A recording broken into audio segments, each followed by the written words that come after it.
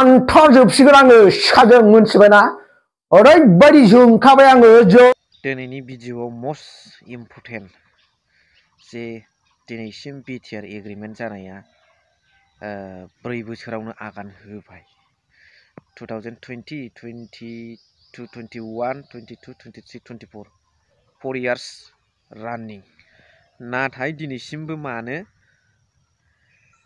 साख्रि बाख्रिनि खेथ्रआव आरो अफिसफ्राव आरो बिटिसि सेक्रेटारियेटआव गेटआवहाय बिटिआर सेक्रेटारियेट होननाय नाम गैया मानो दिनैसिमबो बिटिसिआनो दं बिनि सोमोन्दै जोबनाय फारसे सावरायहैगोन लोगोसे बिपि एबा लकसभा इलेक्शननि केन्डिडेटनि नामफोरखौ फोसावबाय बिनि सिगां सनिया कुइननि भाइराल भिडिअनि सायाव मोजाङै सावरायगोन स' नोंथांमोना भिडिअआवल' सापर्ट थाबाय थाबानो जाबाय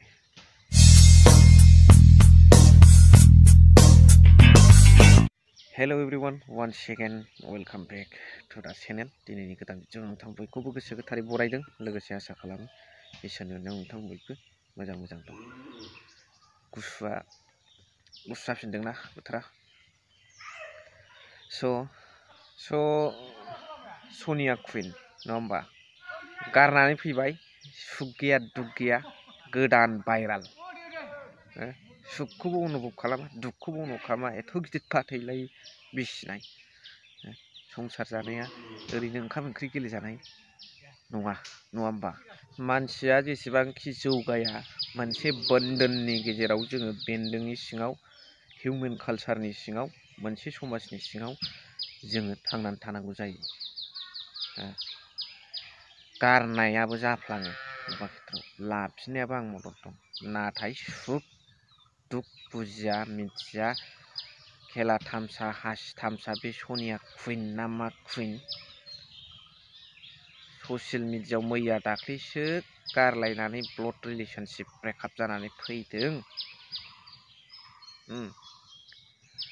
बेबादि आइजोआ मान गैया सनमान गैया गोबाख्रब लानाय उदै गेन्द्रि दिन्थिलानाय मोनसे भाइराल फैबावबाय लाब्रा ला नों लानायखौ बादा होयाखै मान गैया सनमान गैया बांद्रायखौ रायजो राजाफ्रा सहायालै थाफा थाब सोबानांगौसो मानि बे भाइराल बावहाय मोदोम देखायनो मोनाबानो गोजोना नामा नोंहा होमबा रायजो राजाफ्रा नोंखौ मा होनगोन सनिया कुइन ना बुइन नोंहा ससियेल मिडियाआव मोनसे आलादा रोखोमनि गियान दंब्ला if you have unique knowledge in social media नोङो रायजो राजाफोरनो नलेजखौ खिन्थानो हागोन मा मोदोम दिन्थिलानाय भाइराल बिलाय मिसा मिसिलाय दामानिलै एबार खेबसेबा रायजो राजाफोर दा बे थांबाय मोनसे सावरायनांगौ बाथ्राया जाहैबाय बिपिएफनिफ्राय केन्डिडेट्सफोरखौ एमपि जागोन केन्डिडेट्सफोरखौ फोसावना होबाय बे क'क्राझार आरो दरं उदालगुरि समस्ति मोननैयाव क'क्राझारनिफ्राय खाम्फा बरगयारि प्रमेला रानि ब्रह्म नैबे प्रिथिराज देबनारायण मेस बिसोर साथाम हरैहायबो साथाम दुर्गा दास बर' रिहन दैमारिमोन दङ दा दावहायाथ' जाखासिगोन बारा गोबाव गैला एप्रिल बेखौ मिथिबाय बेजों लोगोसे सावरायनांगौ मेन मुद्दाया जाहैबाय हमारे आज का मेन मुद्दा ये बिटिसि गेटआवहाय मानो बे सेक्रेटारियेट गेटआवहाय बिटिआर सेक्रेटारियेट लिराखै साख्रि बाख्रिनि अफिसियेल बे कागज पत्र मानो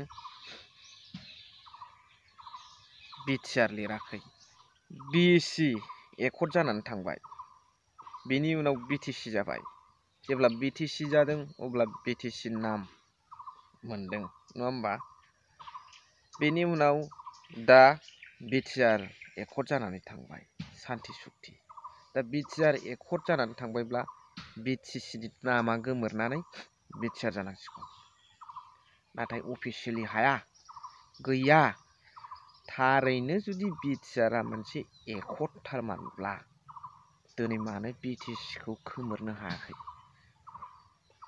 बिटिसि सेक्रेटारियेट गेटआव लिरनायखौ बिटिआर सेक्रेटारियेट लिरदो। लेखा कागज पत्र अफिसियेल साख्रि बाख्रिनि खेथ्रआव बिटिसि लिरालासिनो बिटिआर लिरदो। मानो दिनैसिमबो 4 बोसोर जानानै थांलायलायबाय बिटिसिखौ मानो खोमोरनो हायाखै? बेनिफ्राय नोंथांमोन रायजो राजाफ्रा मा बुजियो? बिटिआरनि मेन साबस्टेन्सआ बिटिसिआनो। बिटिआरनि गुबै बिथाया बिटिसिआनो। बिटिसि गैया मानि बिटिआरआबो गैया। बा बिटिसिनि सायावसो बिटिआरआ सोनारनानै दं। होमबा माखौथो जोंनि गोरों गोराफ्रा एग्रिमेन्ट खालामखो? साननो गोनां बाथ्रा।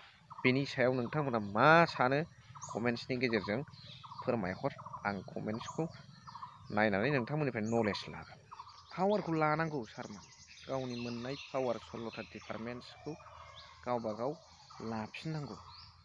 दा रायजो राजाफ्रा मा सानदों कमेन्ट्सनि गेजेरजों फोरमायहरबानो जाबाय। आङो नेनानै थाबाय कमेन्ट्सखौ। बेनिफ्राय दिनैनि भिडिअखौ एसेखिनियावनो फोजोबबाय। थेंक इउ भेरि माच फर वाचिं। लाभ इउ।